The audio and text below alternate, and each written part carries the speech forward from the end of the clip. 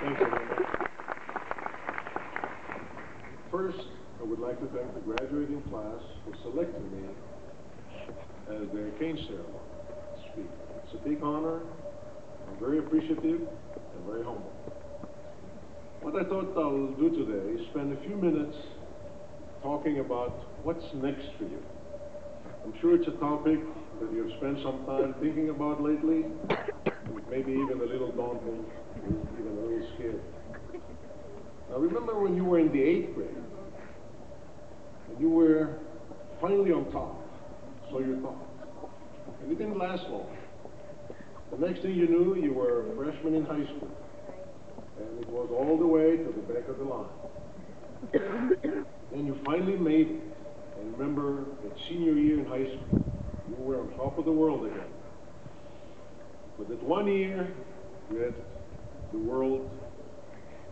And then you went to college, and it was all the way to the back of the line again. Freshman.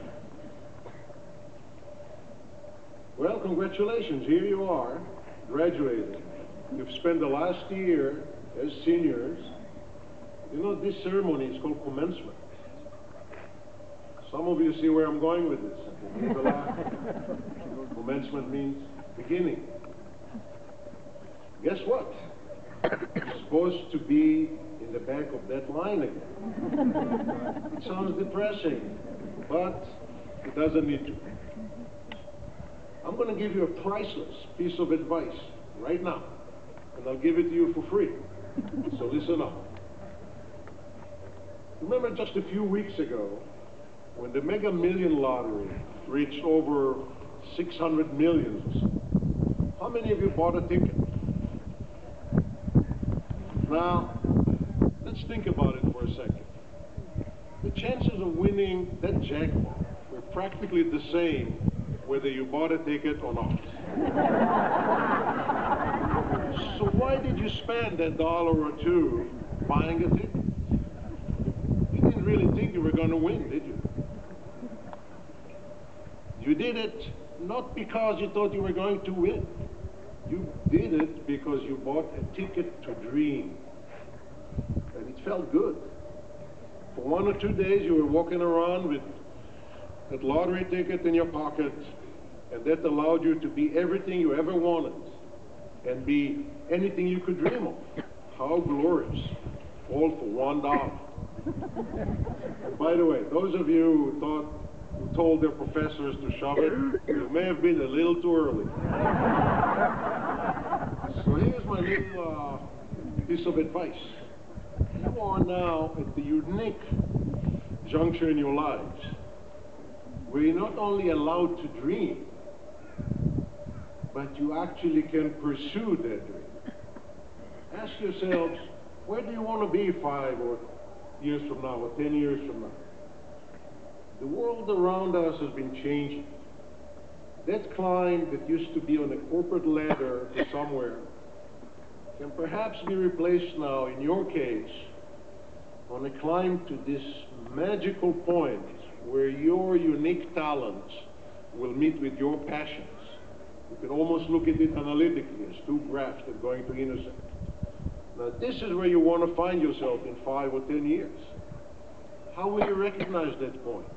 You will.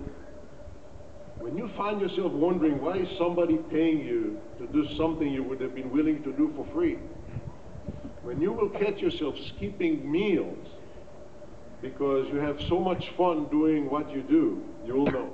My friends, that point is your personal Mega Million winning ticket. Now, many of you already know what you're going to be doing, and hopefully perhaps pursuing your passions. To those, I wish the best of luck. To those of you who do not yet know, or thought they knew, but were unable to find a job, to those who do not know yet what their talents and passion lie, I say there's nothing wrong with being just a little bit foolish at this period in your life. A little bit foolish doesn't mean that it has to be negative. In fact, it can be very positive. I suggest maybe take some time off, travel, Go work on a fishing boat in Alaska.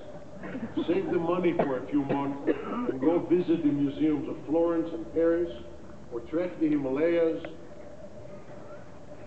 Join the Peace Corps. Go work in some refugee camp somewhere. Search for your passions and your talents.